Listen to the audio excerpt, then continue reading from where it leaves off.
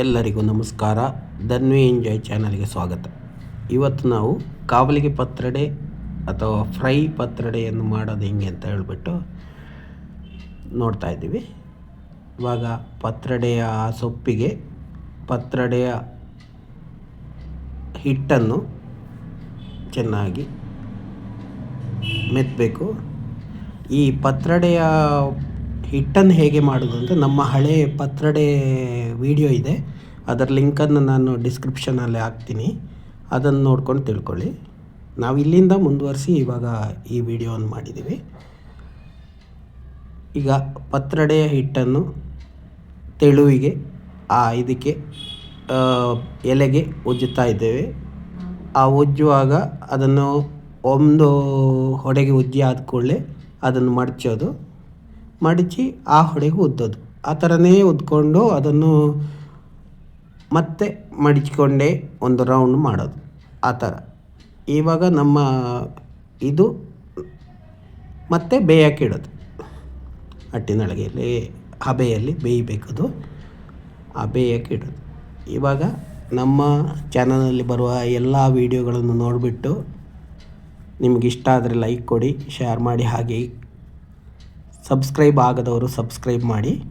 Dhanvi enjoy channel, ಇದರಲ್ಲಿ ಹಾಡುಗಳು ಹಾಗೆ ಕೆಲವು ಜಾತ್ರೆಯದ್ದು, ನಂತರ ಭಜನೆಯದ್ದು, ಹಾಗೆ ರೆಸಿಪಿಗಳನ್ನು ಹಾಕಿದ್ದೀವಿ.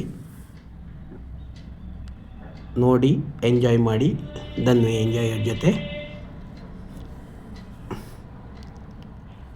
ಹೀಗೆ ನೀವು ನಿಮಗೆ ಎಷ್ಟು ಬೇಕೋ ಅಷ್ಟು ಮಾಡಿಕೊಂಡು, ಇವರು ಒಂದು 2-3 ಎಲೆಗೆ ಅದನ್ನು ಉಜ್ಜುತ್ತಾ ಇದ್ದಾರೆ.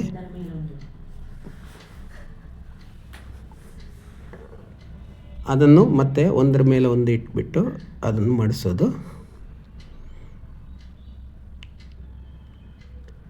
ಒಳ್ಳೆ ತಾಳ್ಮೆ ಬೇಕು, ನಿಧಾನಕ್ಕೆ ಉಜ್ಜುತ್ತಾ ಹೋಗಬೇಕು. ನೋಡಿ, ಅವರು ಮಡಿಸಿ ಅದ್ರ ಮೇಲಿಗೆ ಉಜ್ಜುತ್ತಾ ಇದ್ದಾರೆ. ನೋಡಿ, ಅದನ್ನು ಮತ್ತೆ ಆ ಥರ ಮಡಿಸಬೇಕು. ಇದರಲ್ಲಿ ಹೇಗೆ ತೋರಿಸಿದ್ದೀವೋ ಆ ಥರ ಮಡಿಸಿದರೆ ನಿಮಗೆ ಅದು ರೌಂಡ್ ಬರುತ್ತೆ. ಈಗ ಅದನ್ನು ಹಾಗೆ ರೌಂಡಾಗಿ ಇದು ಮಾಡಿಕೊಂಡು ಮೇಲಿನ ಹೊಡೆಗೆ ಉಜ್ಜಬೇಕು ಅಂತಲೇ ಏನೂ ಇಲ್ಲ, ಆದರೆ ಇದರಲ್ಲಿ ತೋರಿಸುವಾಗ ಉಜ್ಜಿದಾಗೆ ತೋರಿಸಿದ್ದೀವಿ. ಸ್ವಲ್ಪ ಉಜ್ಜಿದ್ದೀವಿ ಅಷ್ಟೇ. ಅದು ನಿಮಗೆ ಹೊರಗಡೆ ಎಲ್ಲೋ ಅಂಟಬಾರ್ದು ಅಂತ ಇದ್ದರೆ ಉಜ್ಜಬೇಡಿ, ಹೊರಗಡೆ ಪದರಿಗೆ ಉಜ್ಜಬೇಡಿ. ಉಜ್ಜಿದ್ರೂ ಏನೂ ತೊಂದರೆ ಇಲ್ಲ. ಈ ಥರ ಮಾಡಿಬಿಟ್ಟು ಇವಾಗ ಒಂದು ಕೊಟ್ಟಿಗೆ ಥರ ರೆಡಿಯಾಗಿದೆ. ಹಾಗೆ 2-3 ಮಾಡಿದರೆ ಒಂದು 20 ಪೀಸ್ ಆಗುತ್ತೆ. ಇದನ್ನು ನಂತರ ಪೀಸ್ ಮಾಡೋಕ್ಕಿದೆ, ಪೀಸ್ ಮಾಡಿ ಫ್ರೈ ಮಾಡೋದು. ಅದಕ್ಕೆ ಚಟ್ನಿನ ಸಾಗುನ ಮಾಡಿಬಿಟ್ಟು ಎಂಜಾಯ್ ಮಾಡ್ಬೋದು, ಇಲ್ಲಾಂದ್ರೆ ಹಾಗೆ ತಿನ್ನೋಕ್ಕೂ ಆಗುತ್ತೆ. ಎಣ್ಣೆ ಹಾಕಿರ್ತೀವಿ, ಎಣ್ಣೆ ಫ್ರೈ ಆಗಿರುತ್ತೆ ಅದು. ನೋಡಿ, ಇವರು 2 ಮಾಡಿದ್ದಾರೆ. ಈಗ ಹಟ್ಟಿನೊಳಗೆಲ್ಲಿ ಮಡಗಿ ಹಬೆಯಲ್ಲಿ ಬೇಯಿಸ್ತಾರೆ. ನಂತರ ಈ ಥರ ಕಟ್ ಮಾಡ್ಕೋಬೇಕು.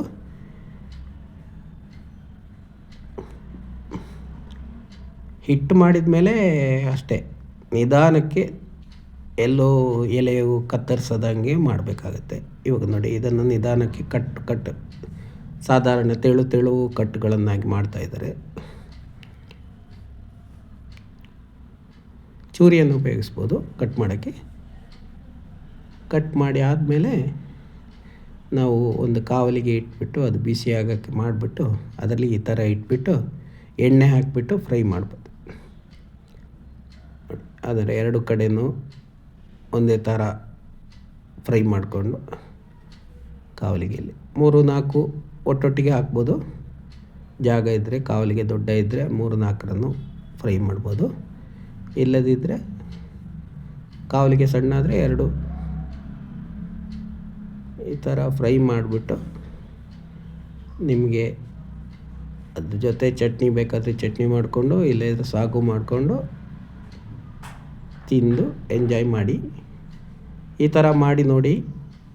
ನಮಗೆ ನಿಮ್ಮ ಫೀಡ್ಬ್ಯಾಕ್ ಕೊಡಿ, ಲೈಕ್ ಮಾಡಿ, ಶೇರ್ ಮಾಡಿ, ಹಾಗೆ ಕಮೆಂಟ್ ಮಾಡಿ. ಯಾರು ಸಬ್ಸ್ಕ್ರೈಬ್ ಆಗಿಲ್ವೋ ಅವರು ಸಬ್ಸ್ಕ್ರೈಬ್ ಮಾಡಿ. ಇದು ಸಾಧಾರಣ ಕರಾವಳಿ ರೆಸಿಪಿ.